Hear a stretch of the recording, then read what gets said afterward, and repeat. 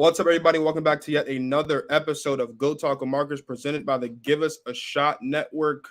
Joining us for the first time in months, it's Guru of Guru's Film Room, ready to run his mouth for the next 90 minutes as we talk all things NFC and AFC West. I would do an intro, but every second counts when Guru's on the show because he's going to try to hijack it and he's going to make us go for 2 hours. So stay tuned next for Go Talk with Marcus. Give them a shot to do what?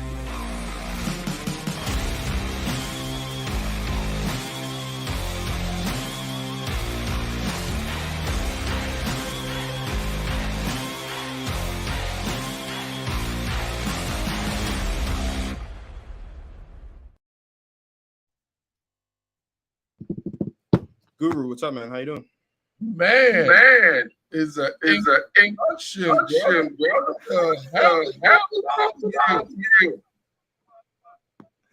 Well, it's been a minute. You know, you gotta make upgrades. Nobody's using fiber.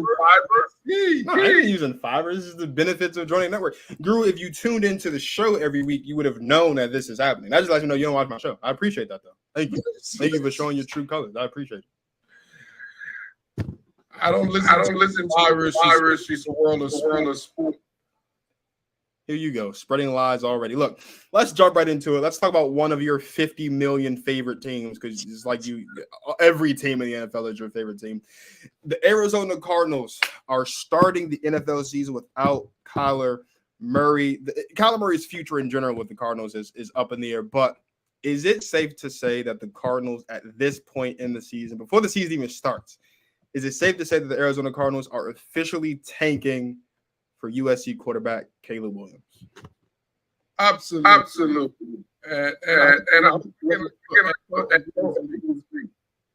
You might be right. I've been having some audio problems. It's all good. You have many other problems than audio problems, so it's all right. Your audio is smart enough to know everything that comes out your mouth is full of shit. So, but actually, like I'm saying, the Arizona Cardinals are completely tanking. I mean, this is kind of an embarrassment to the NFL. This is right here. It's so obvious. It reminds me to one of the 20 sports you covered. You know what I'm saying? Like the NBA, one of the 20. I'm talking about the NBA, the man version. You know, that's not the other version you cover because you're everywhere.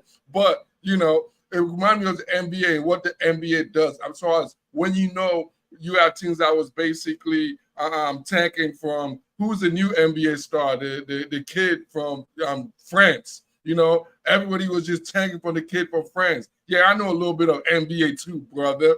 You know, so it kind of reminds me of that. And the Arizona Cardinals are now an embarrassment to football society, football fanatics, football freaking geniuses like myself, because they're just slapping you in the face with this type of integrity. Yes, integrity. That's what you heard me. That's the guru's term right there. It means lack of integrity or just disrespect. Just like Marcus, who's a disrespectful son of a gun.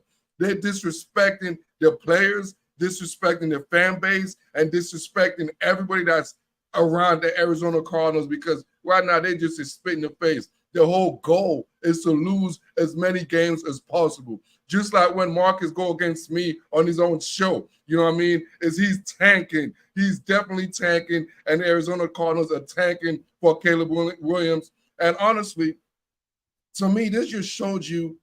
I like to go to the Kyler Murray aspect of it.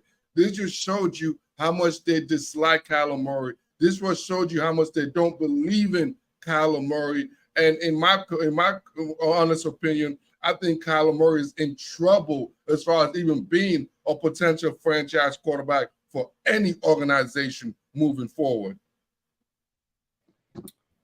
I don't like agreeing with Guru, but I mean, he's right. The Cardinals are tanking for Kyler Murray.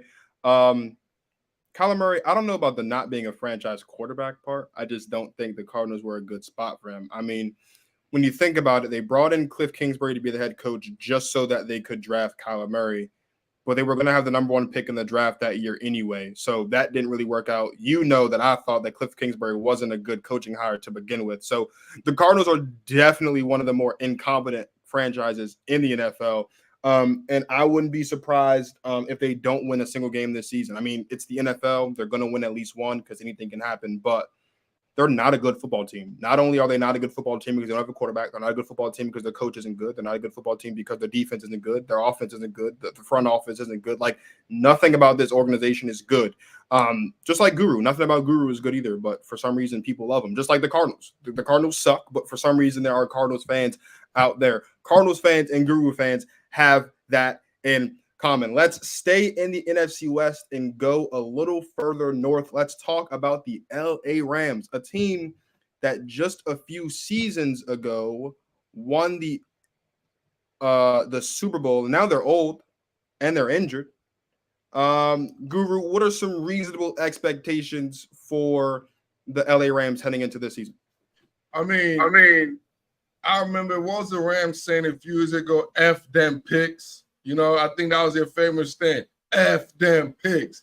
F them picks. You know, the Rams were really about them. Like parents tell you, you know what I'm saying? When you have good parents, they usually tell you plan for the future. It's not about the now. It's about the future. But in sports, it's about the now. You know what I'm saying? Just like we just finished talking about the Arizona Cardinals, they're predicting for the future. And look how hard you have on them because they weren't about the future. You know what I mean? But really in sports, it's about the now. Who cares about the future? When the future comes, you deal with it. And it's St. Louis. I said St. Louis. St. Louis, that's how I'm showing my age. The Los Angeles Rams, you know, because they've been everywhere. They're like a freaking orphan organization. They've been in St. Louis. They've been here. They've been there. I don't even know where the hell they're going to be at next year. But anyhow, I know one thing. They're going to be battling. We talking about tanking for Caleb Williams. I think the Rams are tanking for Caleb Williams as well. I think it's the same subject matter. I don't think the Rams are going to be very good. I don't think they want to be very good. I don't think they have any plan to be very good. I just think they're going to be competitive. And I think right now they're getting the pass because everybody's worried about the Arizona Cardinals smacking you to the face about tanking. But the Los Angeles Rams are actually in the same boat. They are tanking, but they're doing it in a more coy, sly way. Just like a guy that likes to wear glasses and trying to act like he's intelligent on his own show in a sly, slick way. That's exactly what the Rams are trying to do. But they're doing it, you know, without noticeability of saying, I'm tanking. But we all know the Rams are not going to be very good. The Rams are going to be one of the top 3 worst teams in the whole entire NFL because they don't have talent. They don't have talent defensively. They don't have talent offensively. They don't have talent in the offensive line. They're a talentless team, just like the host of this show right now, who's a talentless man. Wait a second. So Cooper Kupp has no talent. Matt Stafford has no talent. Cam Akers has no talent. Aaron Donald's got no talent. A talentless football team? Guru, that's ridiculous. The Los Angeles Rams have talent. And to insinuate, imply, or emphatically state that the Rams are going to be one of the 3 worst teams in the NFL, this is a league that has the Rams. A league that has one of your other favorite teams, the Washington Commanders. This is a league that still has the Chicago Bears. This is a league that still has the Tampa Bay Buccaneers, a league that still has the Indianapolis Colts, the Tennessee Titans, the Houston Texans. You're going to sit here and tell me with a straight face that all of those teams are going to be better than the LA Rams? You are crazy. The LA Rams, are they the Super Bowl champions of yesteryear? No, they're not at that level, right? They've lost key pieces, mainly Von Miller. They don't have Odell Beckham Jr. anymore. Obviously, they don't have a lot of that core that they had that took him into the championship. So many. That's not the point, though. The point is they are still a team that in a very weak NFC can still make the playoffs this year. They are a team that is in an NFC West division that only has one team in it that is proven playoff caliber talent. So before we sit here and start bashing the Rams and talk about how they're going to be one of the 3 worst teams in football, I'll also take a like, let's be realistic here.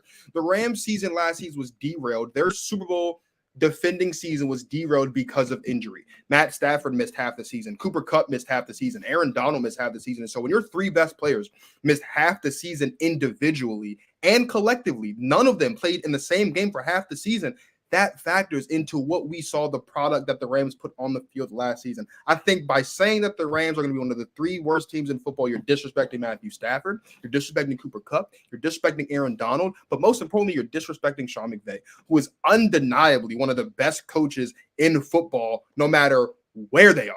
So are the Rams going to be winning the division? No. Are the Rams going to win 10 games? Maybe. Are they going to be one of the worst teams in football, though? No. That is your that's that Seattle bias. You've been hanging around Steezy and the crew out there in Seattle way too much to sit up here with a straight face and try to convince me and these beautiful people watching at home that the LA Rams are going to be one of the 3 worst teams in football this year. You are crazy. First of all, that's that city mentality. I know. You don't know West Coast, Los Angeles. That's the straight lacking the knowledge, other aspect of West Coast, Los Angeles. Your whole focus, like every other nonsense is focused on nonsense. The Los Angeles, nothing. You talking about it, Matthew? That just got lucky. That once he was perennially known as a loser. Always been known as a loser. He had one good season, and now he's not a loser. No, he's a loser. He throws interception. He's injury. Time out. Wait a second. Matthew Stafford's had one good season. One good season? Really. Matthew Stafford has had a history of great seasons. Winning? Bro, he's one guy. He's one guy on a team of 53. So now what we're saying is Matthew Stafford's a loser because he played for Detroit. The Detroit Lions, which was for the last 15 years one of the worst run organizations in football. That Detroit Lions team, the team that he spent 14 years of his career. When Matthew Stafford, now they were the most organization as far as that work. It has a lot more to do with the departure of Matthew Stafford, Guru, and you know that. You see what you do? You try to attribute all this failure to Matt Stafford because it's Matt Stafford's fault. But then when Matt Stafford finally shows up and plays the good ball that everybody knew that we could play with a team that was built around him to compete, now all of a sudden he's still a loser. We're going to sit and act like the Detroit Lions had teams in those first 14 years of his career that could actually make a difference, that could actually compete for a championship in a division with one Aaron Rodgers, in a conference with Drew Brees, in a conference with all the great quarterbacks that was in this NFC conference during the first 12 years of Matt Stafford's career. Now all of a sudden it's Matt Stafford's fault because the Detroit Lions never went to the playoffs or made a playoff game. Are you insane? Hey, like I said, little show, all this little got going. You just naming fantasy, dude. What the hell was Kevin? Kevin had none. Nobody. Jag. He's not been a nothing. No mention of make his novice and is ordinary. He's nobody's. All right. Okay. So I just want the record to reflect. That the last time you were on this show, which was 6 months ago for the Super Bowl, you said the exact same thing about Kadarius Toney, and Kadarius Toney was one of the key pieces in that game for the Chiefs to win. So let's just keep tabs. Every time Guru says somebody isn't special, they go on and do something special. So if you're a Rams fan and you're watching this right now, Guru just said that Cam Akers ain't special. So that's what we can expect. We can expect 1,210 from Cam Akers this season. Because whenever Guru says somebody isn't special, they go on and prove him wrong and prove that they are special. The audacity of you to sit up here with a straight face on the mighty Give Us a Shot network and say that Cam Akers isn't special, that the LA Rams aren't special, that Matt Stafford isn't special, that Sean McVay isn't special. They're going to be one of the 3 worst teams in football. I'd give you a pass if you sat here and said it'd be a struggle for them to win 7 or 8 games. I'd give you a pass if you sat here and said, maybe they won't win the division. But to sit here and say they're going to be a bottom feeder in the National Football League is ridiculous. It's ridiculous. They're bottom feeder. They have no deep. That's one. The only name you know and this roster. I guarantee you have other names than nobody else. I'm Nick. All right, they are to me. They're like that guy that's that Tuesday song. We don't even know his name. That little one-hit wonder. You know what I'm saying? That's who he is. He's one of those one-hit wonder. He has his hit. Okay, Matthew Stafford got his hit. Oh, yeah, he made the Super Bowl. But let's don't think about this dude like he's something serious, all right? Let's just stop thinking about like he's something of an impactful guy in the NFL history, okay? Let's stop thinking about that. He has his little 15-minute of fame.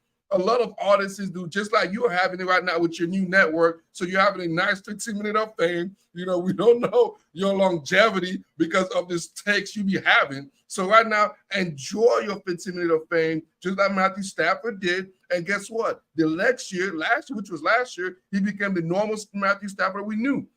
And from my recollection, he was still throwing an interception during the Super Bowl season. It just so happened. They had a defense.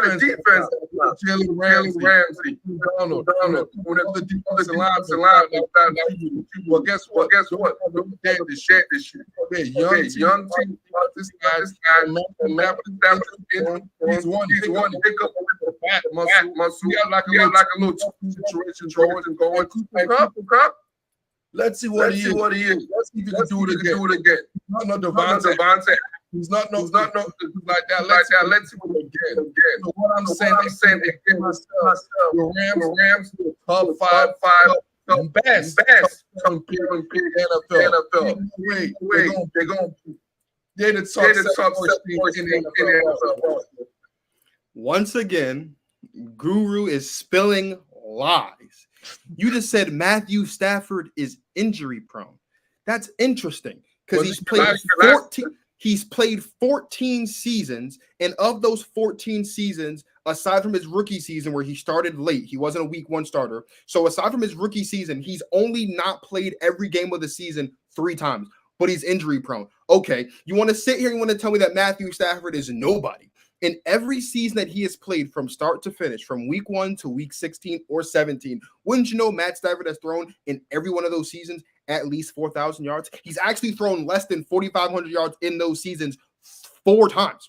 4 times. He's had less than 4,400 yards in his career in a single season. But you're going to say into it that Matt Stafford is a loser. The interception problem, in 2021, they won the Super Bowl. He threw 17 interceptions. That's the most interceptions he threw in almost a decade. He hadn't thrown that many interceptions since 2013, excuse me. So you're going to sit here and tell me that he's injury prone, but there's only 3 seasons except for his rookie season where he didn't play every single game of the season. You're going to sit here and tell me that he's mediocre, but he's only had 4 seasons in his career, but he hasn't thrown for at least 4,400 yards. You're going to sit here and tell me that he's turnover worthy, but 2021 was the most interceptions he threw in his career since 2013 when he threw 19. Make up your mind, bro. This is what you do. You sit here and you spew all this stuff about analytics. How you wake up, you sit up in the middle of the night at 2, 3, 4 o'clock in the morning with no shirt on, with your beer and your notepad, and you sit up there and you watch the all 22. You break down cover 2 shells and cover 3 tails, and you sit down and you talk about the 11s and the 12 and the 13 formation. I can spit out formations too, brother. You want to talk about pistol, I form, single back, gun? Like you sit there and you break down all this film, but the one thing that you don't want to do is you don't want to look at the numbers. Whether you like it or not, Guru, statistics are proven records of events that happen. You can go back and look and see what Matthew Stafford did in his career. And Matthew Stafford in his career is a super good quarterback. The problem is he spent 12 years in an organization that did not build around him. The best player he had on his team in 12 years was Calvin Johnson. Is that enough to win a championship? 1 Hall of Fame wide receiver? No. How many other Hall of Famers in the 12 years that he played for Detroit stepped foot on the football field with him? I'll wait. 0. So you want to sit here and you want to take away from Matt Stafford because he got traded to LA, a team that was built to win, a team that had a wide receiver, a team that had a coach, a team that had a defense, a Hall of Famer on 2 Hall of Famers on defense. Actually, you want to sit here, you want to paint this narrative that Matt Stafford's not a good quarterback. But the history shows us that Matt Stafford was like a Lamborghini in a trailer park. He was a very talented quarterback in a bad situation. And I will not sit here and allow you to spew these lies about Matt. Because you're doing. That's what you're doing. You speak lies. You lie about football players that don't play for the teams that you like. If they don't play for the Cardinals, they don't play for the Seahawks, if they don't play for the Redskins, if they don't play for the Cowboys that 1 week when you're a Dak fan, if they don't play for the Eagles now because all of a sudden you're an Eagles fan as of the Super Bowl, then you don't like them and you just want to lie. Look at the stats. Check the tape. This is who Matt Stafford is. Good for at least 4,400, and he's good for winning. Hey, what this quote. I like what you just spit out. I like this one. I think you might have heard it. I think one of the guys, I think it was and he said the simplest quote I ever heard. We play to win the game. No, I'm just saying. That's what he said. He said, we play to put up stats. I've never heard a coach say that. We play to lead the league in 4,500 yards. We play to do this. We play to do that. We play to do it. You know what we play to do? When you do, you cover sports. And from what I know, you play to win the game. And I could tell you one stat Matthew Stafford. His overall record is less than winning percentage. Overall. That's only stat about. How, at what point are we going to look at the first 12 years of Matthew Stafford's career and acknowledge that the Detroit Lions did not do right by him? This is not the NBA, bro. One guy cannot impact winning the way that a LeBron James can in the NBA, the way that a Giannis Antetokounmpo can, or a Jason Tatum, or a Steph Curry, or a Nikola Jokic. It takes more than one guy when you got 11 on offense and 11 on defense. It takes more than one guy. Tom Brady didn't win 7 championships by himself. Peyton Manning didn't win his championship by himself. Brett Favre didn't win his championship by himself. Drew Brees didn't win. He had somebody. He's not. Matt Stafford can't throw and catch the ball and block for himself and run the ball and play defense. He can't do it. So at some point, instead of doing what you do, which is sit there and just this is the same guy, ladies and gentlemen, that'll sit up here and tell you with a straight face that wins aren't a quarterback stat when you want to talk about Jimmy G. Because according to Guru, Jimmy G is not a winner, even though he's won so many games with the 49ers. But now all of a sudden, Matt Stafford is a loser because his career record in the NFL is less than 500. But Jimmy G's not a winner and his career record is over 500. Like, you can't have it both ways, Guru. Either wins are a quarterback stat or they're not. And whether you think they're quarterback stat or not, this is what I'm saying. There's 53 men on the roster. Matt Stafford's job is to throw the ball and make good decisions. He can't block for himself. He can't go on the other. He's not Bugs Bunny like in Looney Tunes, being able to play all positions at one time. That's not who he is. Give the man respect. I know you miss Brian Gumbo to different sports. Really master. I know you just name dropping people from other sports. I understand. You're very versatile, yes. But let me tell you one thing, all right?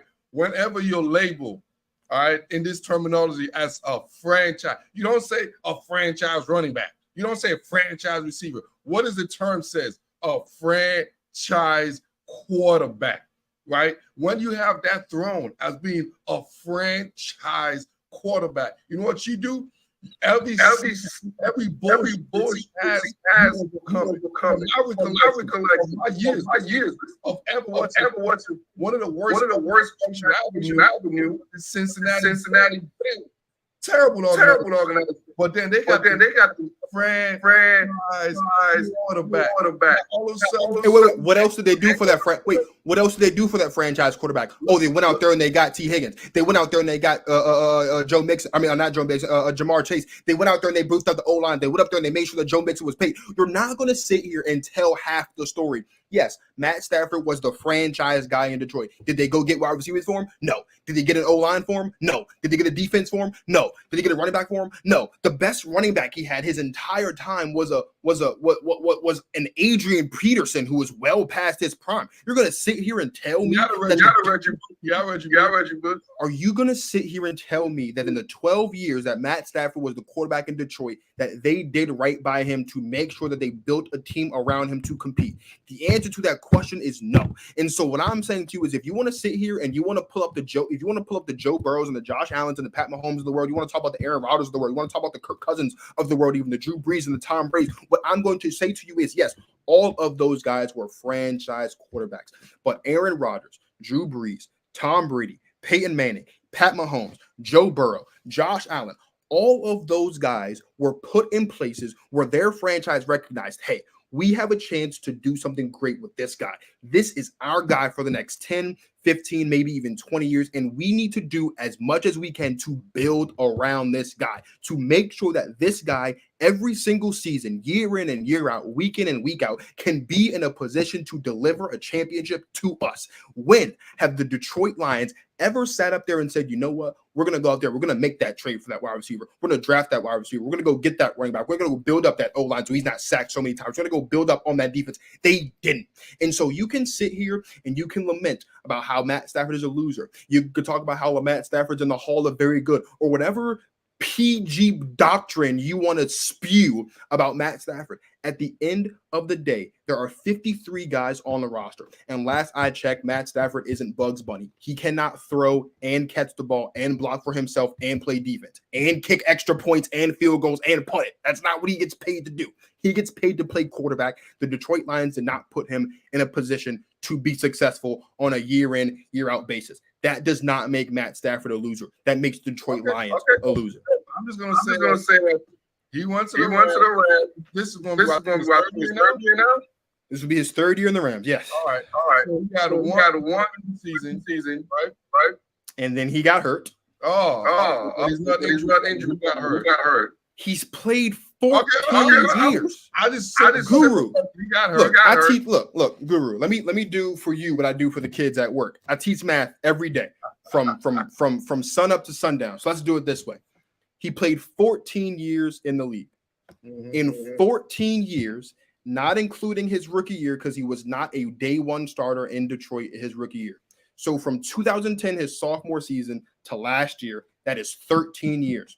In 13 years, Guru, he only didn't complete a full season 3 times. So 3 out of 13 years, he didn't play every single game of the season. He didn't complete every single game of the season 3 times in 13 years. That makes him injury prone. Bro, that's a little over 20% of his life in the NFL where he hasn't completed a full season or played no more than half the season. And now all of a sudden he's injury prone because he misses one season. Because he in 13 years after giving you a Super Bowl, now he's injury prone. The math ain't mathing, bro. So again, you live and you die by the film, and you neglect the numbers, and you neglect the statistics, and you neglect the actual records of events. So Matt Stafford misses his 3rd season. He doesn't complete his 3rd season in 13 years. And now he's injury prone. An injury prone quarterback is Trey Lance. An injury prone quarterback is Tua Tagovailoa. An injury prone quarterback is quarterbacks that can't seem to stay healthy no matter what. A Robert Griffin III, if you will. A Lamar Jackson, if you will. Those guys are injury prone. Matt Stafford is not injury prone. He just had 3 isolated incidents where he didn't complete the season. That is not injury prone. I love your number. In 13 years, he's gonna have maybe 3 to 4 of the winning record. I'm just saying that point of what however you look. If you only have 3, 4 wins, that's like wrong. We suck. How many times does Matt Stafford in his career get paid to draft players? How many times in Matt Stafford's career was he paid to trade for players? How many times in Matt Stafford's career was he paid to renegotiate and sign new contracts with players? 0. So you are blaming Matthew Stafford for things that are out of his control. His job is to show up week in and week out and make good, fundamentally sound decisions with the football from the quarterback position. It is not his job to build the roster. So what you are doing is you are attributing bad roster construction to Matt Stafford when that's not in his job description. Guru, what are we talking about? Okay. I like your That's why you're not going to be PM. Yeah. That's why you're not going to be PM. At least your judge is like that. I'll leave it like that. So now it's the quarterback's job to make sure that there's players on the team so he can go out there and compete. What you telling me? I am. We have a lot. What you talking about in your script? Because you get all work, sweat, get all violent, and all that stuff, and then you get mad because the reason why was 3 hours. Because you're not making sense.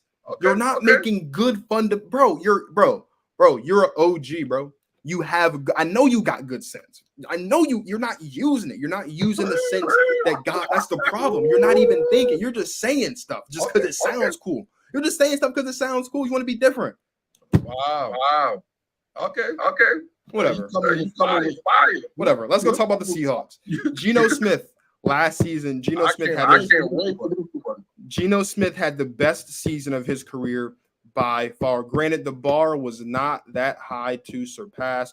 The Seahawks did make the playoffs as the second team in the NFC West.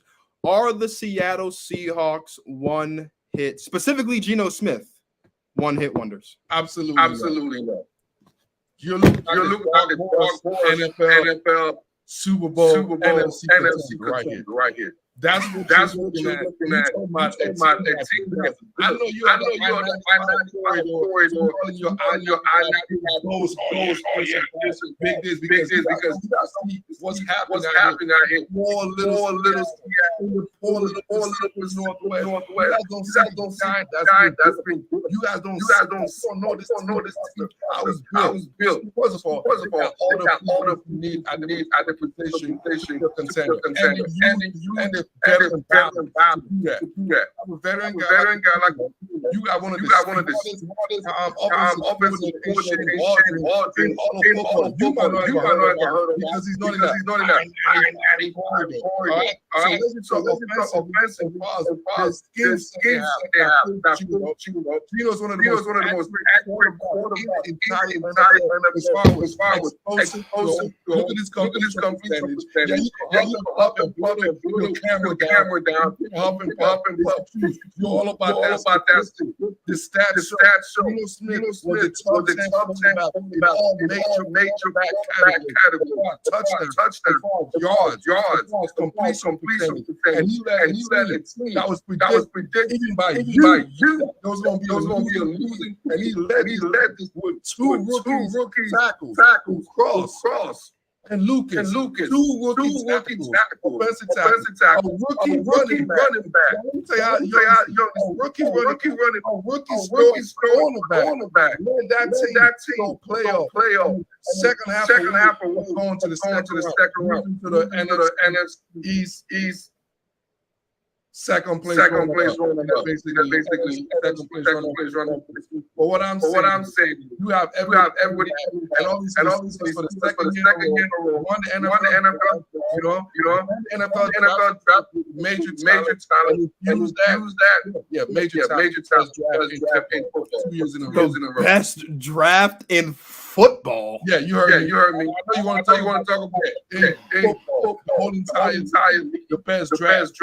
Yeah, the best rider in the draft. Let me continue. So you are that. You guys getting this experience. The biggest is from year one, year two. That's the biggest debate.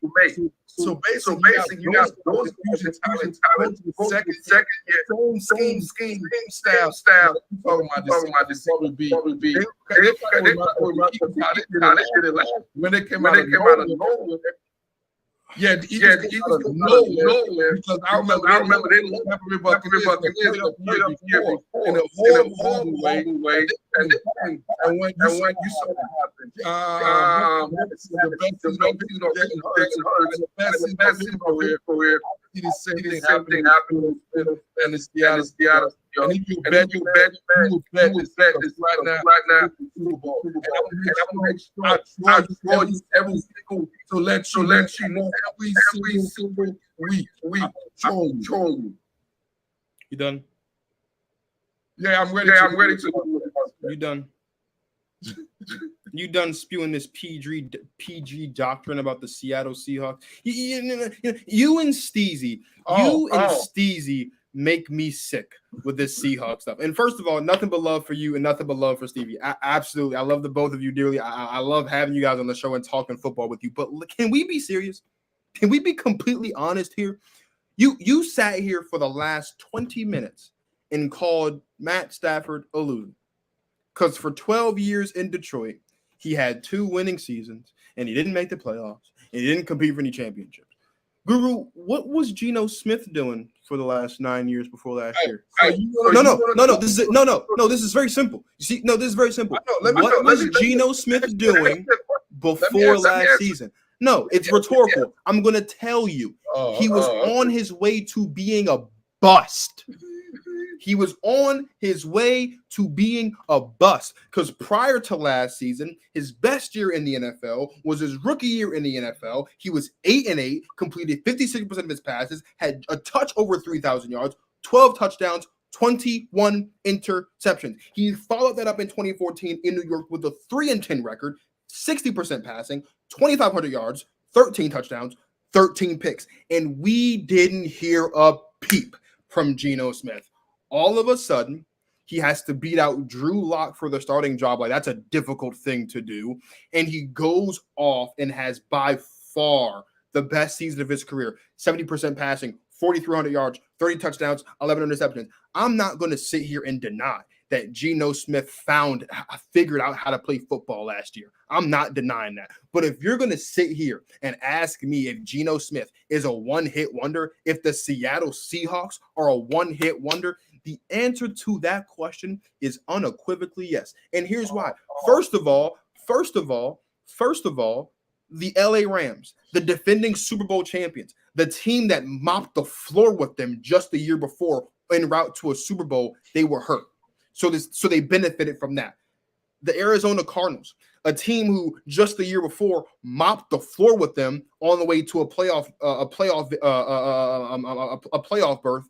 They were also dealing with injuries, so they got the advantage of that. The only team in the NFC West, that stayed intact was the San Francisco 49ers. Guru, who won the division last year? Oh, it was the San Francisco 49ers. So Geno Smith came out here last season, had the best year of his career by far, and you're going to sit here and tell me that he's going to do the same thing again? Is it more likely he's going to repeat, or is it more likely he's going to regress to the mean? If I had to put money on it, I'd say he's going to regress to the mean. If you take away a quarterback's best season and you take away a quarterback's worst season, you can figure out who he is. So let's do that. Let's take away Geno Smith's best season, which is unequivocally last year. Let's take away Geno Smith's worst season, which is 2014. Guess who Geno Smith is?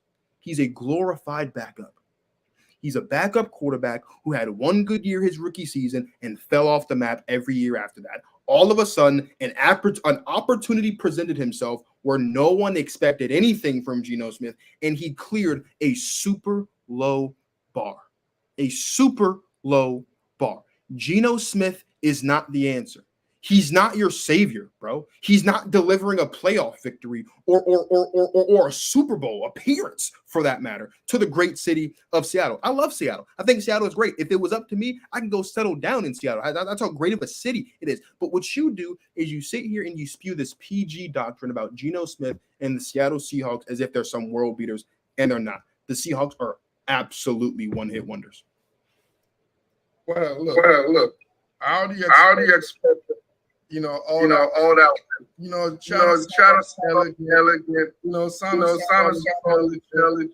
I know your I know your ammo. I know what you come up with. That's why I love getting on this show, because you can't fool me. You might fool your audience with all that energy, all that youthful exuberance of I could do this, I could do that, they're this, they're that, with all that mannerisms. I see what you try to do. It's like you went to public speaking courses. I can see you take public speaking courses because of all the mannerism, and people who can't see that will fall for that bullshit you're full of.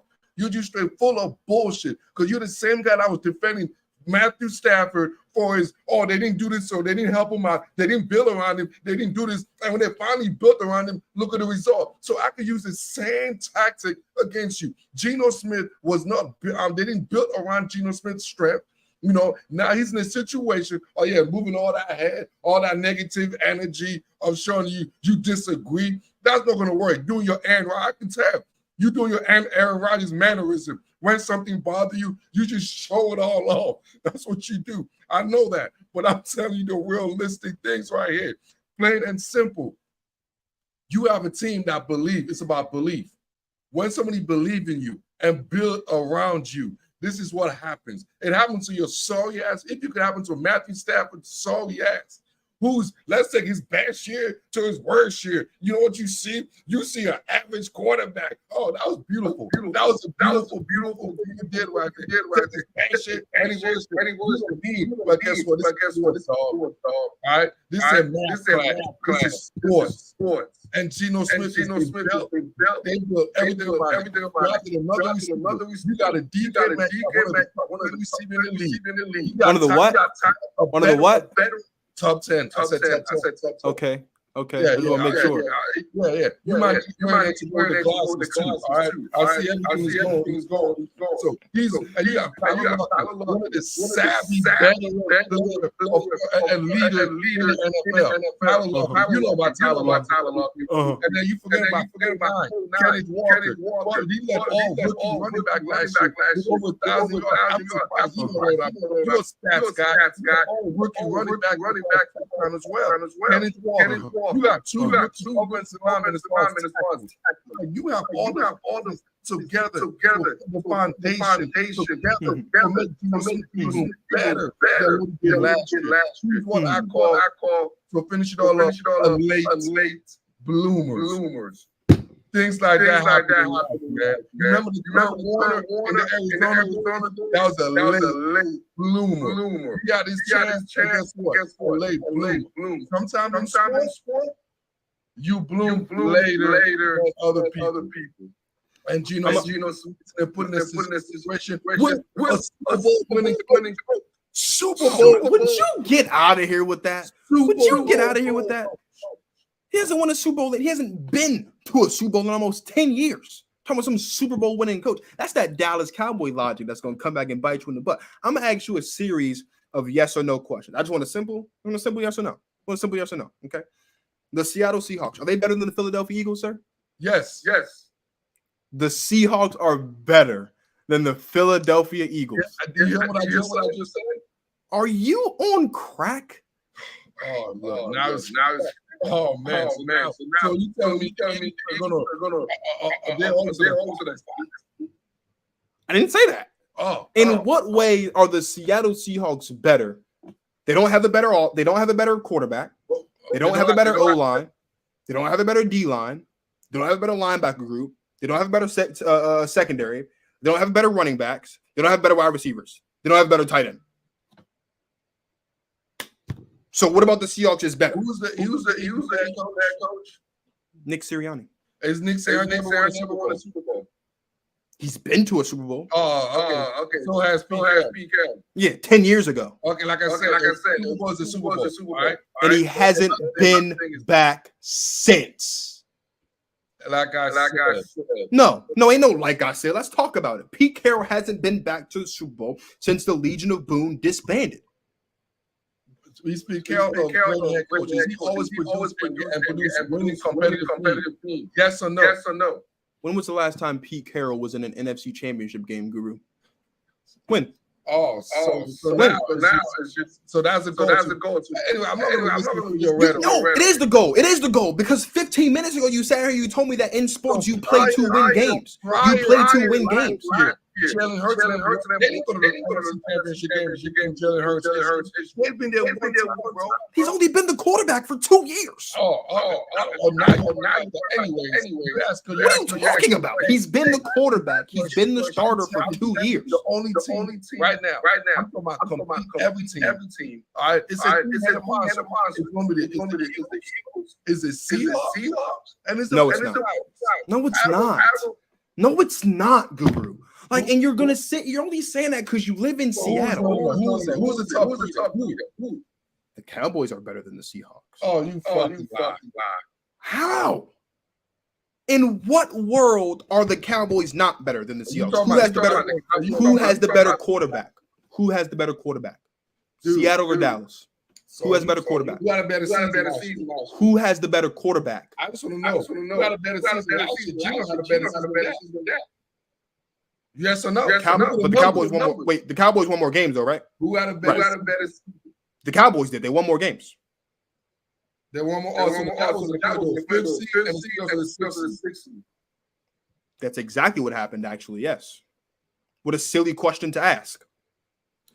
In what way are the Seattle Seahawks better than the Dallas Cowboys? The Cowboys lost the same team in the playoffs. The Seahawks lost to. He built up. He was playing Tampa Bay in the first round.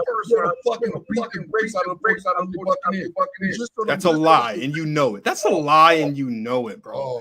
That's a lie, and you know it, bro. Like, you just be saying stuff because it sounds cool.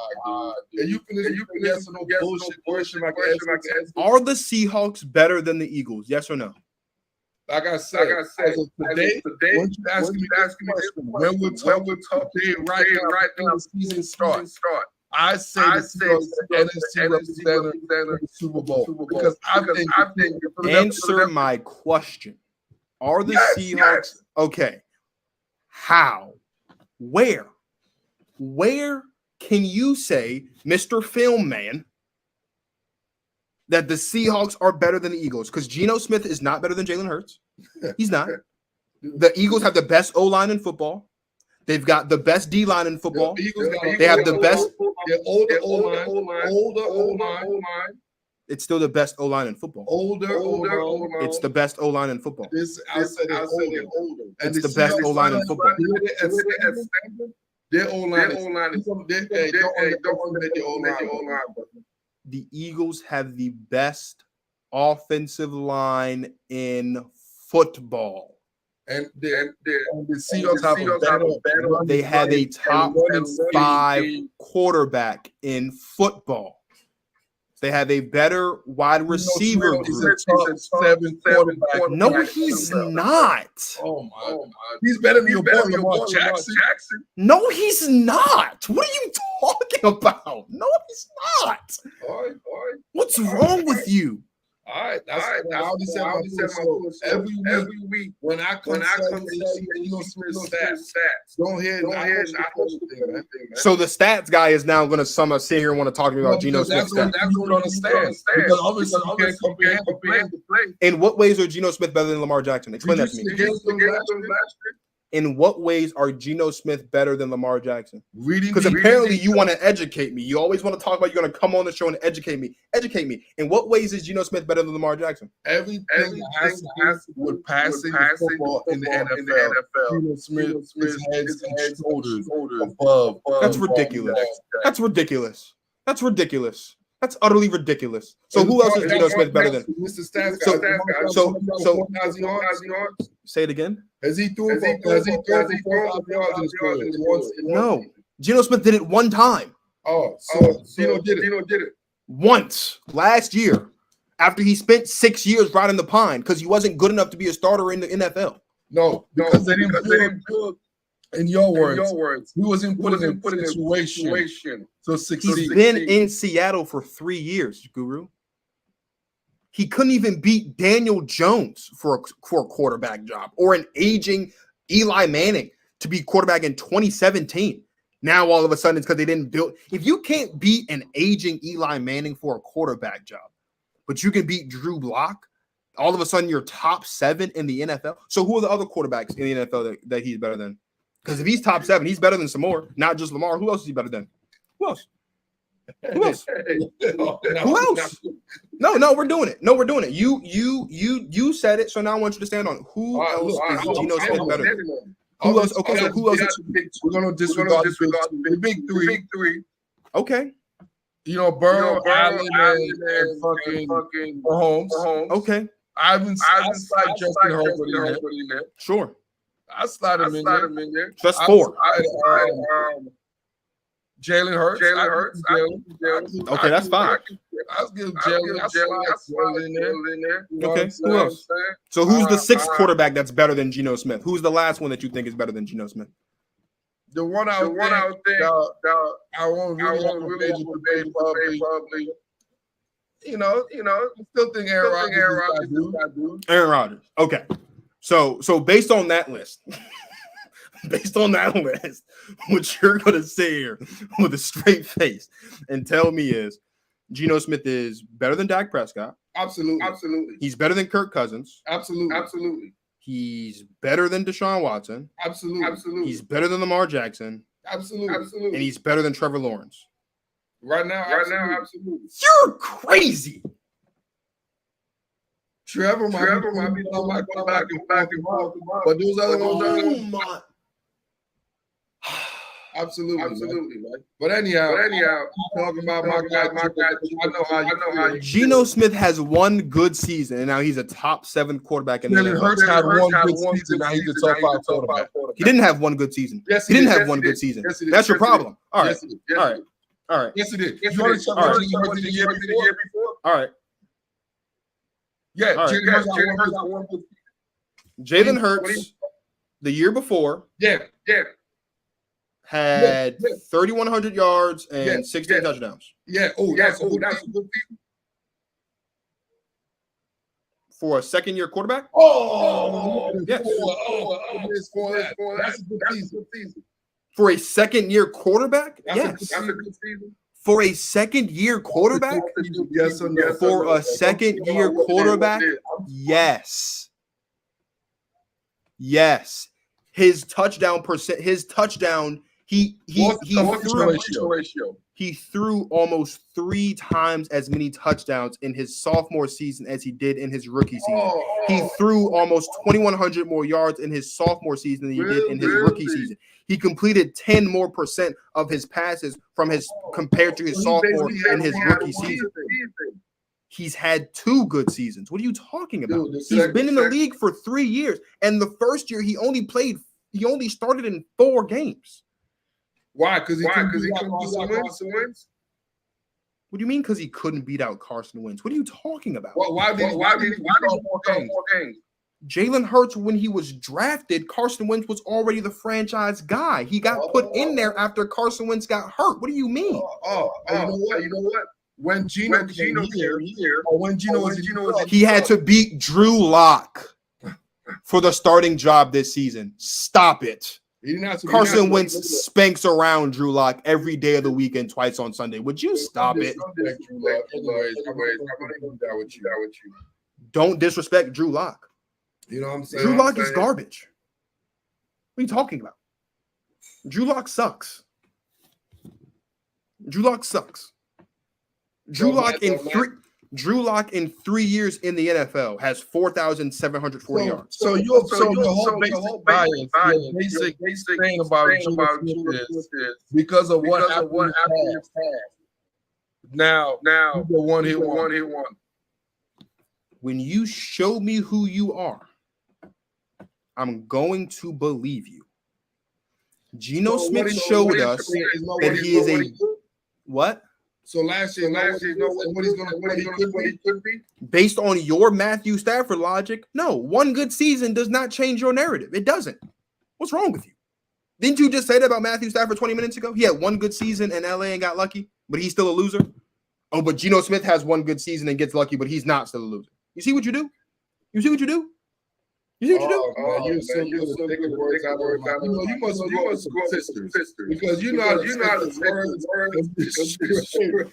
Did you not say 20 minutes ago that Matthew Stafford had one good season in LA, but other than that, he's a loser? You said that, right? It's on YouTube, live, and Facebook, live. We can run the tape. It's what you said.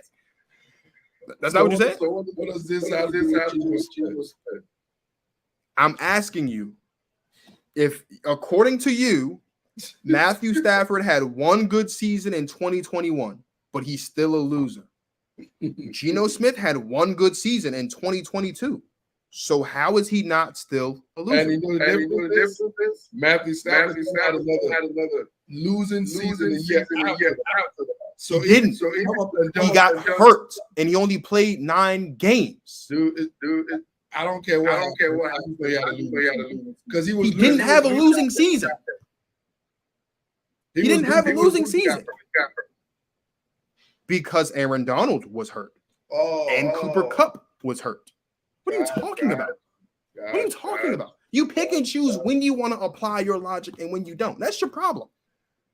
That's your problem. Geno Smith is not a loser, but even though he had one good season, but Matthew Stafford is a loser. Who's going to have a better Matthew Stafford or Geno Smith? If Matthew Stafford stays healthy, Matthew Stafford would have a better season. Why would he not be healthy? He's always healthy. Why would he be healthy? I expect Matthew Stafford to be healthy this year. Oh, so why did you even if you said that from 20 minutes ago, you live. You said 14 years. Three times. Right. Because of the severity of the injuries he had last season, there is reason to believe that maybe it can linger and can rear its head again. He had elbow surgery on his throwing arm. He had back issues. He had knee issues. He had shoulder issues. You sound like an injury prone to me. He's not injury prone. He's not injury prone. He's not injury prone. Never played a game. Shoulder, back, neck, toes. That's not even, first of all, that's not how it goes. It's head, shoulders, knees, and toes. I don't know what you just came up with right there. It's head, shoulders, knees, and toes. Get out of here. You're trying to get Geno Smith is a one-hit wonder. The Seattle Seahawks are still going to be second in the division, and they'll have another low playoff seed and get bounced out of the first round again. Moving on to the San Francisco 49ers, who have officially made it clear that Brock Purdy is their franchise guy starting moving forward. Sam Darnold is QB2. Not only is Trey Lance not even QB3, he was traded just the other day to the Dallas Cowboys. Can Brock Purdy be this year what he was last year? Absolutely. You can. I think they could do this last year and losing the NFC game again. But this time, the Green Eagles, they'll lose to the Seahawks. Either way, I stand with Brock Purdy the quarterback. I think he fits well. He got that moxie type thing going, but a little bit more swagger than the it's just he's with his throw. We don't know his offense, but we know this is a defensive team. This is a deep-led organization. Even though they have a kind of standing, but we know he really wants to. This team goes as the defense goes. So as far as I don't anticipate him putting up Geno Smith like last year. A dark horse MVP candidate. I don't. Who was a dark horse MVP candidate? What you mean? Who? Are you saying Geno Smith was an MVP candidate last year? He was a dog. You are out of your mind. Oh, Lord. Anyways, Geno will be a more of a top 7 top MVP candidate this year. But we're not talking about Geno right now. So, what did you just say? What did you just say? I said Geno will be a top MVP candidate. You are out of your mind. Oh, Lord have mercy. I'm recording all this. I can't wait. Patrick Mahomes, Jalen Hurts, Joe Burrow, Trevor Lawrence, Aaron Rodgers. Aaron Rodgers ain't winning. Josh Allen, Lamar Jackson if he's healthy. Oh, Lord have mercy. And Justin Herbert. Those 8 guys are MVP candidates this year. Geno Smith is not. Micah Parsons, Nick Bosa, T.J. Watt, Justin Jefferson, MVP candidates this year. Geno Smith is not. Okay. I understand the hatred you have. No one's hating. And that's the thing. We've got to this point in life where I can't have a deferring opinion without being called a hater. Like, what's wrong with you, bro? No, it's 2023. Dude, look, there's not this difference of opinion and your mannerism and the anger, the emotion. That's the difference between opinion and hate. I am not a hater. No, let me tell you. I am being realistic. There's different opinions. I have a calm opinion. Like I always do. Calm opinion. You, when the emotions are going, hands start moving. Because, Guru, you just be saying stuff. And you see how emotions act me? I'm the victim here. Guru, you started the top of the show saying I'm senseless and I don't know what I'm talking about. What do you mean? That was backstage. That was live on the show. It was live on the show. Your first words out your mouth when we was talking about Caleb Williams is I'm senseless and don't know what I'm talking about. You didn't tell me we started yet. There was a hot mic. But I do think Brock Purdy is the quarterback. I think they did make the right decision. And I think this we know this team has a window. And the window is real fast. Just because this is what I believe. When they made that with Trey Lance, got 3 first-round picks. Those are three talented players that should have been on this organization that are not.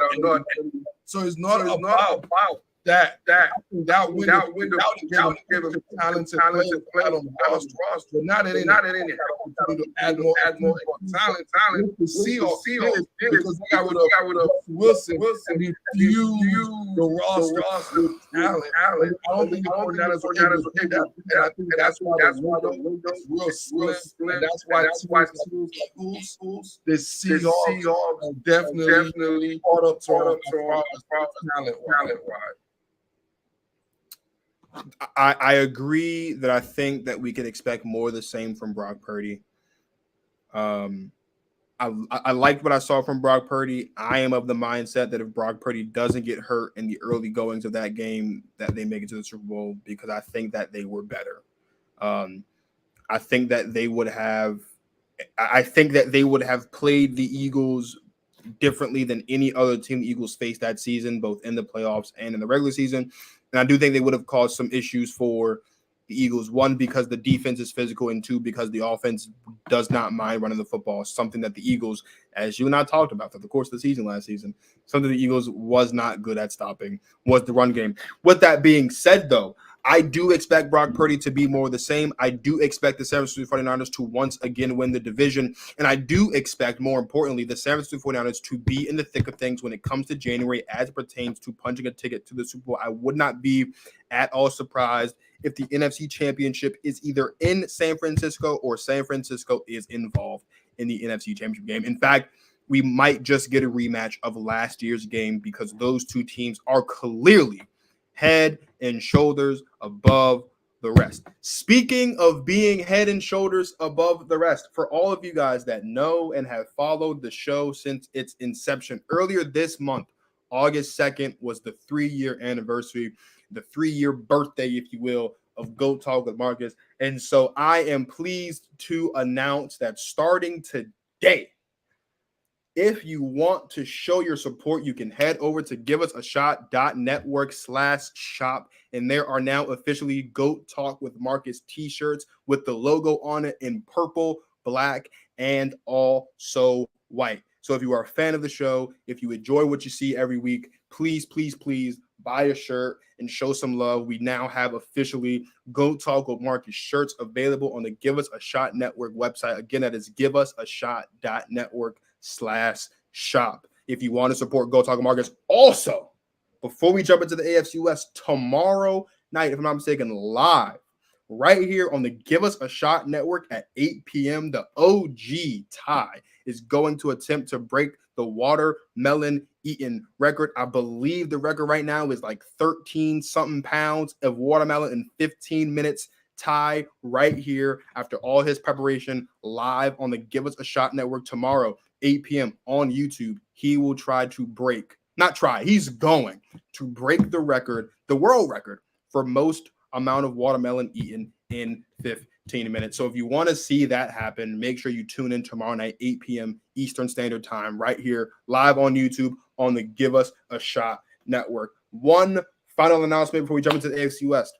As you all know, Protect Our Queens, the Protect Our Queens podcast, talking all things women's basketball with my guy, Martin Sories, debuts Tuesday, September 12th, 7 p.m. Eastern Standard Time, right here on the Give Us a Shot Network. There is now an Instagram account associated with that. So for all Protect Our Queens content, please head over to Instagram and follow Protect Our Queens _. Again, that is Protect Our Queens _. There's going to be a lot of great things happening on that page. So please make sure you subscribe and follow on Instagram. Now, let's switch over to the AFC West and let's talk about my guy, good old porn star Jimmy Garoppolo. The Las Vegas Raiders in the offseason signed Jimmy G after letting Derek Carr walk out the front door. Guru, will Jimmy G bring that San Francisco love to the great city of Las Vegas this season? Sadly, your little high school Jimmy G. It's not gonna happen. You know, just not gonna have structure over there. It's unsettling. There's no stability. You have an Andrew, best player on the team is running back. We know he's with the contract. Even though he just signed out. We're not showing no love to Devontae Adams. The best player on that team is Josh Jacobs. I'm not saying Devontae Adams is not the best player or best in the league, but I'm saying the best player on that team. Because that's him as far as Josh Jacobs, not as far as Mahomes. That's the problem. All right, so I just don't like the whole entire fundamental thing of the Las Vegas Raiders. To be honest with you. I think they're like girls. They go out one day, have another guy the next week. It's just I don't see their plan. I don't know what they're trying to do with the whole Derek situation. We're getting the Devontae. Jimmy G is not known for throwing to receivers of back. He's not like a receiver-friendly quarterback. He's a play-action quarterback. But for him to work, you need to Josh.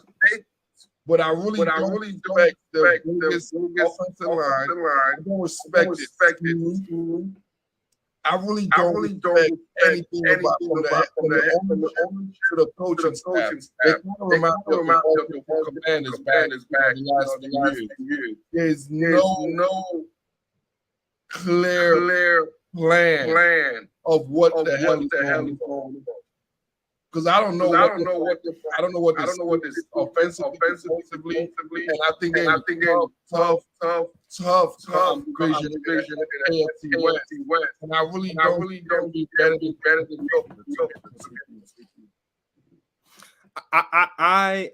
I'm gonna agree. I think Jimmy G is still gonna be the same. I don't have any faith in Josh McDaniels. I don't have any faith in that defense. And aside from Josh Jacobs and Devontae Adams, and I believe Hunter Renfrow is still there, I don't have any faith in that offense. And I know the defense has Max Crosby, but like that's about it. This is a team in a tough division. You've got the best team in football, the Chiefs. You've got a super talented team in the Chargers and an equally as talented team, if not slightly talented team, the Broncos, who we'll talk about in just a second. But as much as I love Jimmy G, and as much as I think that Jimmy G doesn't get his respect for the course of what he's been able to do in his career, not just being a Super Bowl champion, but of course leading the San Francisco 49ers to 2 NFC championship games and a 3 NFC championship games, if I'm not mistaken. No, 2 NFC championship games and a Super Bowl appearance. I don't think he gets the respect he deserves, not just from 49ers fans, but from the NFL at large. Josh McDaniels is just not that guy. And while I do think that wins are a QB stat, I do think that who's coaching you does play a big part in that. Right?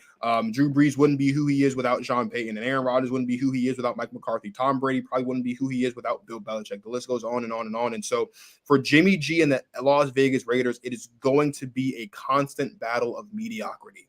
And if you are Devontae Adams, this isn't what you signed up for at the beginning of last year when you axed out of Green Bay and wanted to go there. You wanted to go there for QB security because you wanted to play with your guy, Derek Carr. Now Derek Carr's not even there, and you've got Jimmy G, and the coach isn't good either. So The Raiders, I think, if you want to talk about the potential to be one of the worst 3 teams in football, I don't think they will be.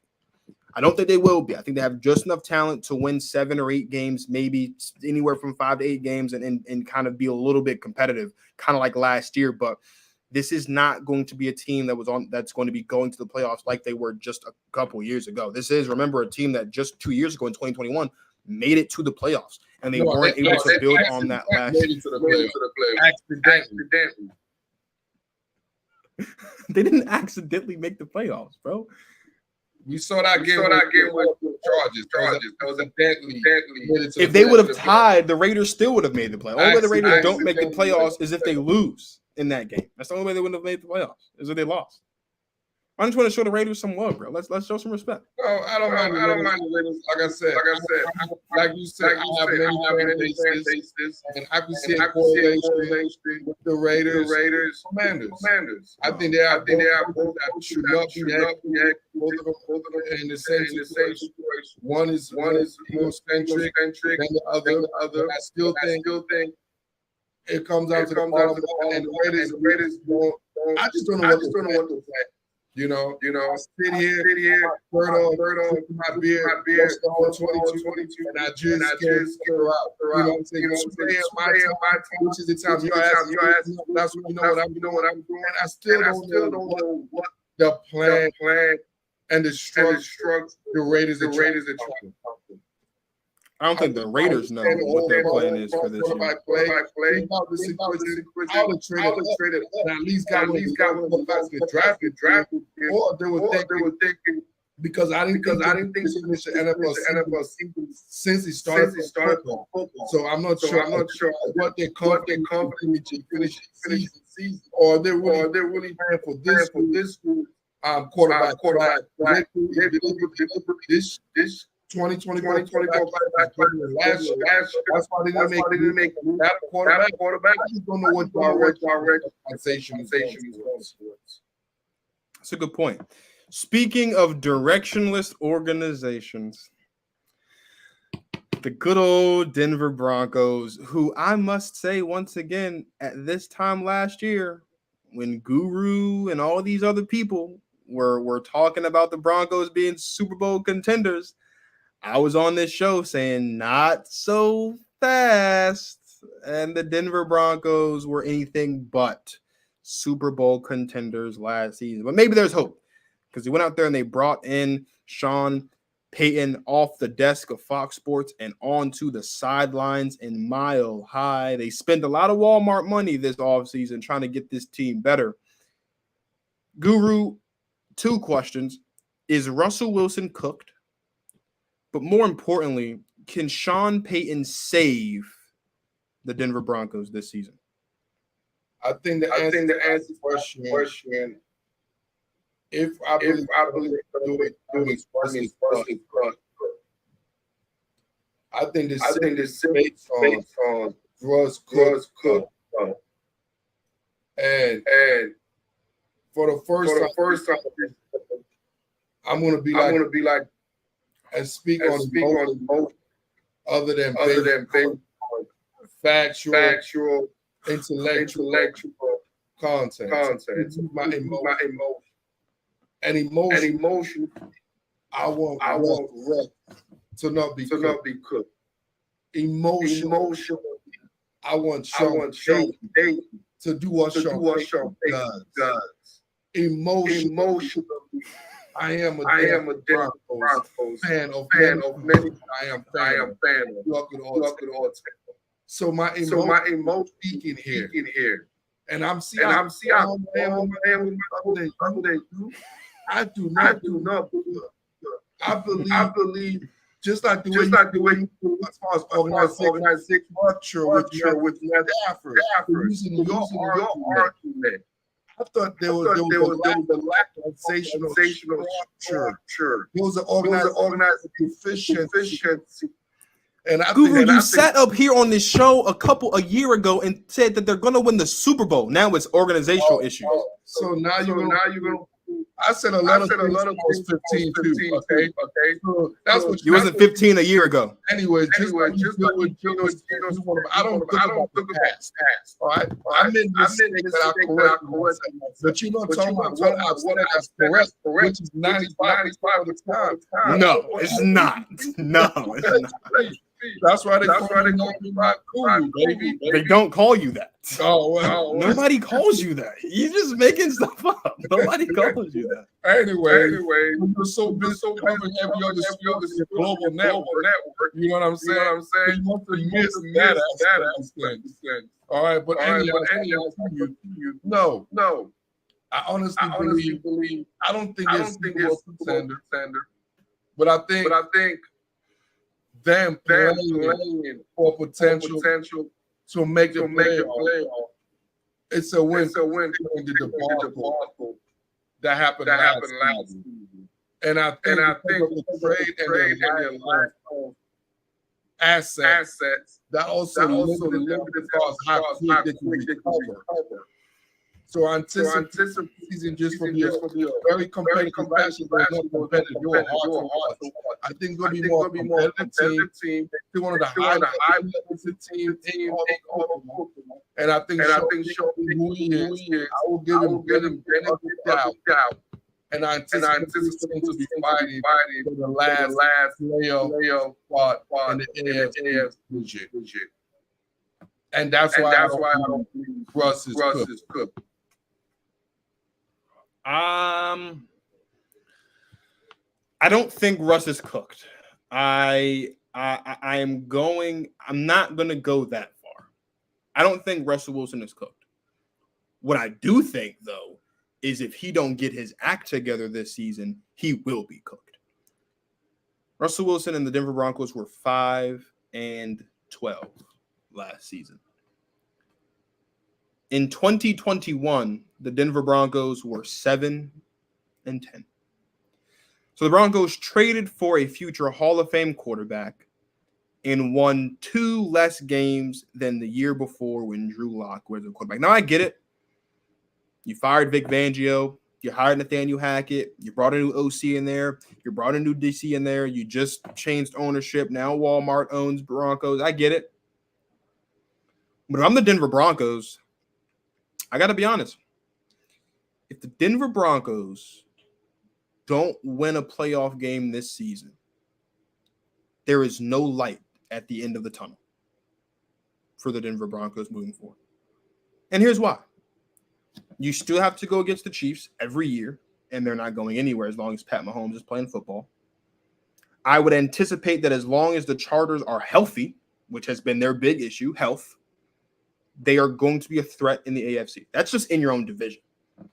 That doesn't even factor in the Ravens as long as Lamar is healthy. It doesn't even factor in the Bengals, who are clearly the second best team in the division. That doesn't even factor in the Bills, who are going to be in the mix. It doesn't factor in the potential threat of the Jets, the potential threat of the Dolphins, the potential threat of the Steelers, the potential threat of the Browns. The Denver Broncos have to be good this year. The Denver Broncos have to be great this year.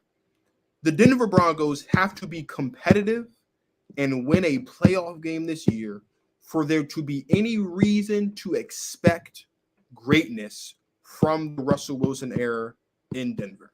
If the Broncos don't win a playoff game this year, Russ is done. Sean Payton is done. There's no coming back from it. This has to be the year because it was supposed to be last year. And not only did they not meet expectations, they underperformed expectations so much so that if they had their own draft pick last year, they would have been picking 5th. That's not good. In an AFC conference, the Seahawks picked 5th. You knew the Seahawks picked 5th. I don't even know what the point of view that's making me say that. They would have been picking 5th in the draft last year. That's how bad they were. They were losing games that they should have been winning last year. That is unacceptable. And so if you're the Denver Broncos, if you're Sean Payton, if you're Russell Wilson, this year, you have to win at least 11 games. This year, you have to be a playoff team. And this year, you have to win a playoff game. The problem is their road to a playoff win is going to be on the road because they're going to be second at best in the division this year. So we'll see. But we'll figure out if Russ is cooked later. I think they probably got top two defense in the whole AFC division. They have a what? A top two defense in the AFC. Don't roll your eyes. I'm telling you a fact. Don't overthink it. You're one of the best defenses in all of football last year. All of football. That's not true. That's not true. Oh, they were ranked 7th against the pass. I'm sorry, they were ranked 7th in total yards allowed. They were ranked like 12th against the pass. They were ranked like 12th in points and like 17th against the run. A very middle of the pack defense last year. They got names. No, brother. But they were middle of the pack last year. You know, I'm gonna throw a flag stats. I'm gonna throw a flag. I want you to pull up them stats. I'm throwing a flag on the play. No, give me 1 second. I'll pull up. I just looked at this the other day. I was talking about this. Pull it up. Yeah, I will. Defense. You'll see it, buddy. Don't you worry. Hold on. Give me 1 second. Okay, good. You give me 1 second, brother. Hold on. Don't you worry, partner. Because I know watch in points. All right. Here we go. Yards allowed per game. I'm going to give it to you in order. The 49ers were first. The Eagles were second. The Commanders were third. The Jets were fourth. The Saints were fifth. The Bills were sixth. And the Broncos were seventh. So they ranked 7th in yards allowed per game. That's the first one. Passing yards allowed per game. Philly, New Orleans, the Jets, Commanders, Cleveland, Green Bay, Chargers, Dallas, Tampa Bay, Houston, Indianapolis, Denver. They were 12th against the pass last year. On the ground, Tennessee, San Francisco, Baltimore, Miami, Buffalo, New England, Cincinnati, Kansas City, Pittsburgh, Denver. They were 10th against the run. And points, San Francisco, Buffalo, Baltimore, Jets, Dallas, Cincy, Commanders, Philly, Saints, Steelers, Patriots, Jacksonville, Tampa Bay, Denver. They were 19th in points. Let me tell you, middle of the pack, bro. Let me tell you what your mom stats about points are telling you. I saw the game.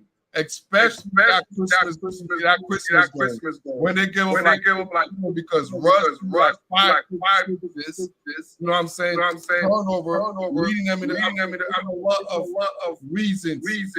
So you're moving the goalposts?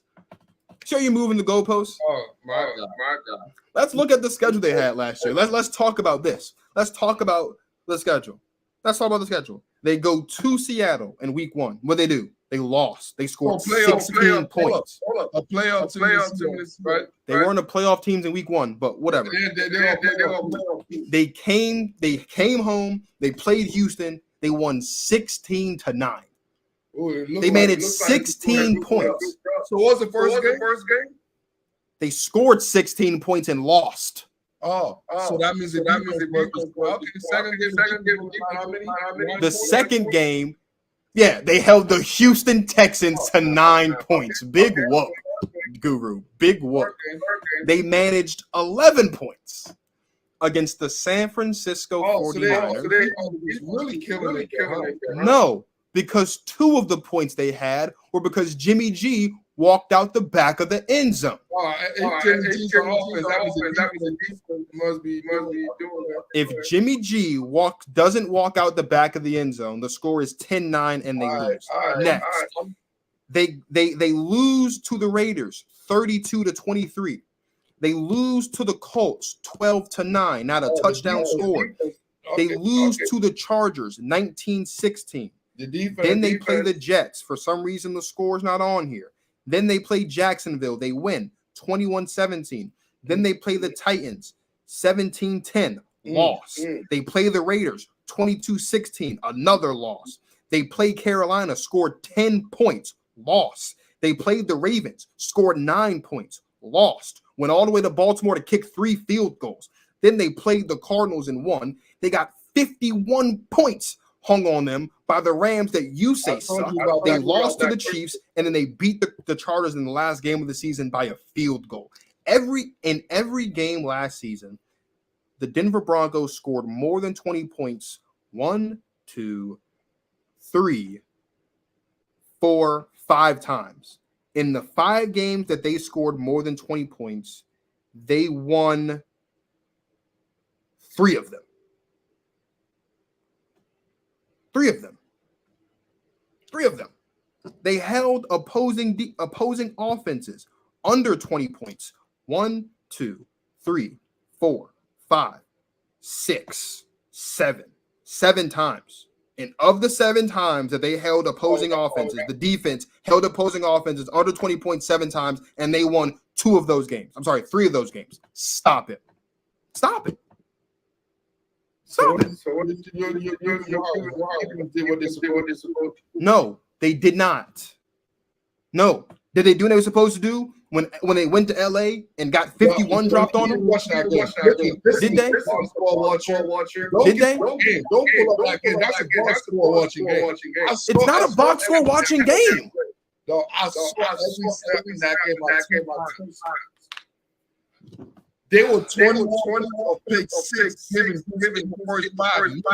Even if you take away those 21 points, it's 30-14. I'm not going to talk about that game. No. So you want to say box score watching? Let's pull up the freaking the thingies. What's them things called? What's them things called? The play-by-play? Yeah, that. Thank you, Mr. All 22 at 2:00 in the morning. Here we go. So we had a Matt Gay field goal.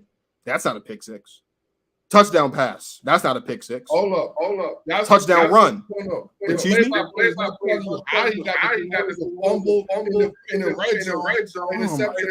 It was a 55-yard field goal, Guru. It was a 55-yard field goal. What you want? You want me to run down every single play of the game? Yeah, we can do that. I got nothing but time, bro. Move on.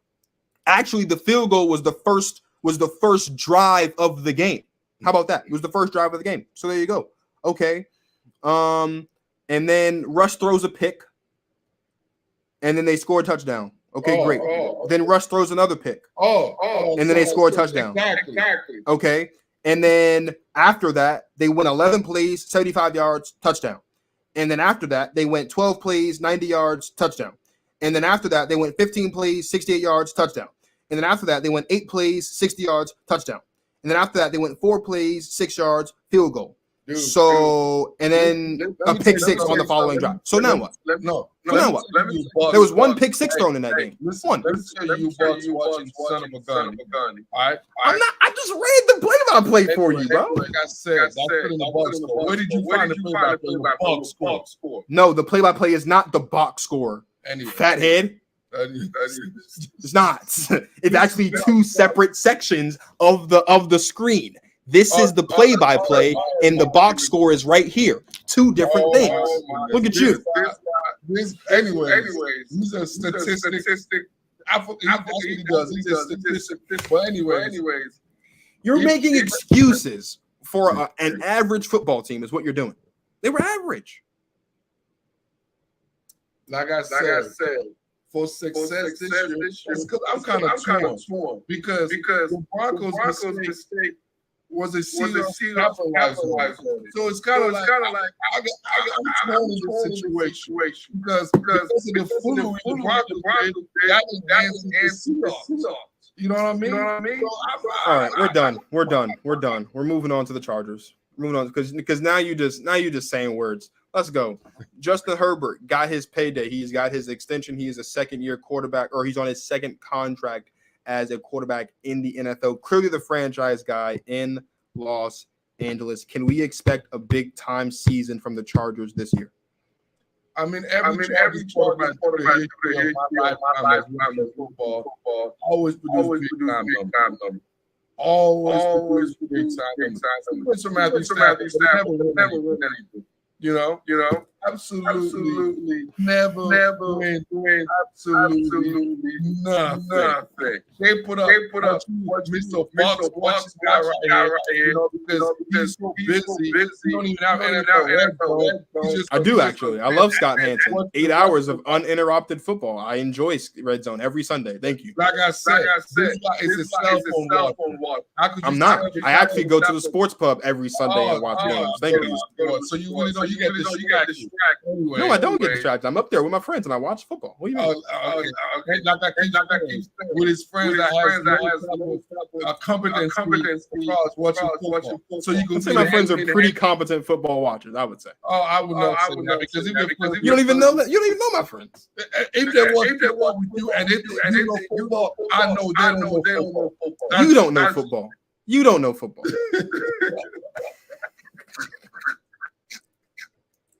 That's why I come up every single time. Because this what my guy wants. This jabroni over here. This jabroni. Just be talking. I don't think of what shit. You know what I'm saying? I can tell the paper in his mouth. That's the only time he talks shit. Well, as I continue, Justin Herbert and the Los Angeles Chargers are always been the Los Angeles. They have a big back basketball as wide receiver. I've been seeing this routine for years. Always lead to absolutely nothing but a block score. Justin Herbert just like and the other quarterbacks after that, you know, all the way to staying humble. I know y'all don't know that. All the way back to the next place. This is always the same blueprint. They are fan football championship. You want to win a fantasy? You get Justin and whomever and this project because that's the only thing win. Fantasy championship. And that's what I got. Your boy. Who reminds me of young Matthew Stafford with all the stats, but with no winning. Justin Herbert. Who I like because I actually put him in my fantasy quarterback because that's what he's producing fantasy. He's also good at having one of the greatest starts to an NFL career ever. But okay, whatever. I expect a big time. You said what? That's all you ever care about the stats. I bet because he got what 5,000 yards. No one has had a better start to their career. And who did he beat? I think he set the record for most passing yards in a single season. By Matthew Stafford. I think so, if I'm not mistaken. He also set the record for most touchdowns. Look, man, point is Justin Herbert is big time, and his team has let him down between coaching and health. Wow. What? Austin Eckler running back. That's one guy. Give me more. Keenan Allen and Williams are the best duos. Both of whom have had struggles with staying on the field due to health. Give me more. Wow. Give me more. No, give me more. Keep giving it to me. Give me more. I mean, they got Rashawn. Injury issues. Give me more. Give me more. You want to go to the defense? Khalil Mack. Injury issues. Give me more. Derwin James. Injury issues. Give me more. Joey Bosa. Injury issues. Give me more. Nasir Adderley. Injury issues. Give me more. Keep him coming. Keep him coming. What are you saying? Josh Palmer. Injury issues. Give me more. Guyton. Injury issues. Give me more. Are they something? Jersey? What are you talking about? It's funny how I know what the Kansas City does as much as anyone Chargers. What does Kansas City have to do with anything? So injury. No. All right then. So if his receivers are injured, who he's throwing the ball to? This guy. So you telling if your receivers are hurt, who are you throwing the ball to? So basically, that's not a rhetorical question. I want an answer. If Keenan Allen and Mike Williams are injured, who is he throwing the ball to? Your receiver throwing the ball to. Obviously, he got others, right? Joshua Palmer and Guyton. Those are needle movers for you. Palmer and Guyton is who you're going to. Are you in? You see what you do? You see what you do? You make excuses for the quarterbacks you want to make excuses for, and then you hold all these other quarterbacks to impossible standards. So Justin Herbert's team being hurt is Justin Herbert's fault. It's also, I guess, it's also Justin Herbert's fault that that Brandon Staley called that timeout, right? That's his fault too. That's his fault too. If you have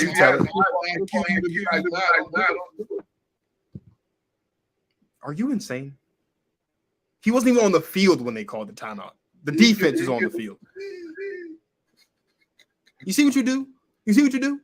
You see what you do? It's Matt Stafford's fault that Detroit didn't build around him. It's Justin Herbert's fault that LA is always hurt. But it's not Geno Smith's fault that he sucked for 9 years before last year. It's not his fault that he was just not a good quarterback. Really? See what you do? You just move the goalposts up and down the field how you please, man. You just sit there with that little this stupid smirk on your face, like you just sit there with this smirk on your face. Which is, oh, now it's a beautiful show. Yeah, now it's a beautiful show. Because I see what you because I want you like a Geno Smith. You know, I didn't blame you because it didn't around you. You in a situation. Look at you now. You have intro music, and then you have all this all this thing going on. You got your breaks, you heads up to shows you have. You will not like this. I'm not going to bring that because I'm thinking about you in the future. That's what I'm focused. I see where you are. Like you want to be Geno right now. But we're fitting to be Geno right now, man. You're fitting to be Geno, but yeah, dog Geno Smith. I do not dog Geno Smith. I'm realistic. You and every other Seahawks fan out there act like Geno Smith is y'all's savior. Like he walks on water and can turn water into wine. Like he can break bread and fish and feed the 5,000. That's not who he is. He's a man. You don't believe it. Because 1 year is not enough when it's an outlier. Okay, so when he does it again, what would that be? If he does it again, I'll come on your show and I'll admit that I was wrong. If he doesn't, you're going to bring yourself back on Go Talk with Marcus and you're going to apologize for treating me with such disrespect. I'm going to get those shirts. I'm going to your name. I'm going to get shirt that you are your merch. And I'm going to wear it on my shirt because go really means because when I want to go, you're absolutely right. I like that. I'm going to get me one because your hatred and your rhetoric emotion towards it. That's your favorite word, rhetoric. That's your favorite word. Oh, now you got me personal. I'm just talking sports. How you doing? Personal. That's when you know you got under some skin. I'm not taking personal shot. I'm just saying you always talk about rhetoric. That's your favorite word. No, it's not my favorite. I have many other words because you're in the new station now. I can't really say what I really say because I was you and through Marcus team. Prior to your sticks, when you're in the booth, I can say whatever the hell I pray. Now I'm gonna be PG. I got PG because you an audience. You got Queens podcast. You know what I'm saying? You got the G.O.A.T. I mean, you just so much. This is my first time being on your show like 9 months.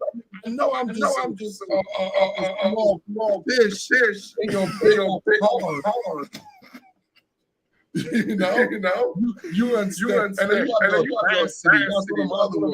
You audacity to disrespect me and Steve because we try to. I never disrespected you and Steezy. I love you both dearly. because we try to feed you game, but your ass not realizing that if you don't believe in Geno, you're on the wrong side of football, brother. I believe it when I see it. I believe you got Jalen Hurts had one good season, and you want to make bullshit. He was good as crazy. One fucking season, bro. And where was he? Where was he? That was all where right. was he? Where was he? Where was Jalen Hurts playing? He was playing in the Super Bowl, right? What was Geno Smith doing? He was at home on his couch. Do you think the Eagles are going back to the Super Bowl? Yeah, I do. Do you know the best team in the conference? Let me ask you this question. Do you know the last that went to the Super Bowl back to back? I do. Who? I'm not going to give you the satisfaction of saying it. I'm not going to give you the satisfaction of saying it, though. Let's get out of here, man. The Kansas City Chiefs found themselves for the second time in 4 years. They found themselves on the top of the NFL mountain as the reigning Super Bowl champions. However, despite them having gone to back-to-back Super Bowls in 2019 and 2020, we have still yet to see a team win back-to-back Super Bowls since the 03-04 New England Patriots. Guru, what's more likely for Kansas City this season? Is it more likely for them to repeat as Super Bowl champions or miss the Super Bowl altogether? It's very difficult to repeat our Super Bowl. We all know that's hardest thing in all of sports. It's repeating, cheating, and this is what you got with Christian. Football played more every other opponent, which means you have the same off because you all start the same time. So basically your body and everything got to go through to recover like it's tough. Plus you have a lot of guys that leave and you have new guys you got to get into the culture. So I'm going with the situation. I think these obviously the top ball. I just don't see them back in the Super Bowl. Just like the reason why I don't see the Philadelphia going back to the Super Bowl.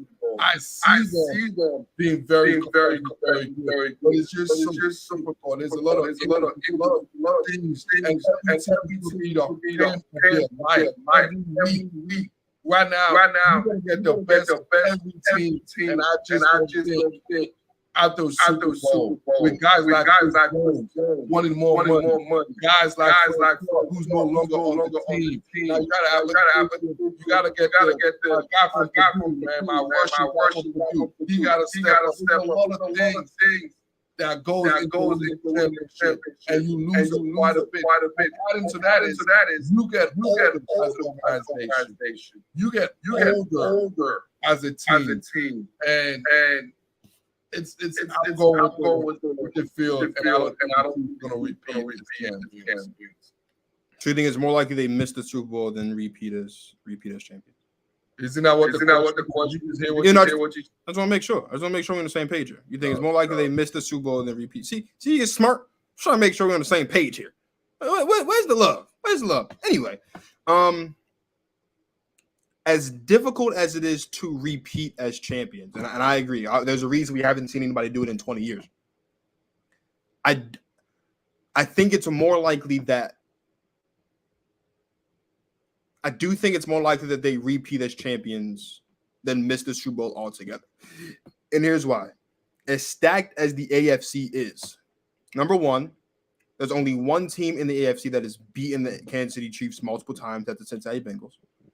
But number two, more importantly, there's a lot of unproven situations in the AFC, right? Like we expect the Jets to be good because of what they have on paper, but they could actually suck this year. We expect that the arrival of Sean Payton means better for the Denver Broncos, but they could be more of the same as what they were last year or not good enough to be on that level. We keep wanting to say the Bills are going to take the crown, but year in and year out, the Bills keep failing to take the crowns. Lamar Jackson's health has kept the Ravens from being in that position. The Tua Tagovailoa's health kept the Dolphins from being in that position last season. You look at the Browns, a lot of people think maybe the Browns can make the playoffs, but is Deshaun Watson really back to who he is?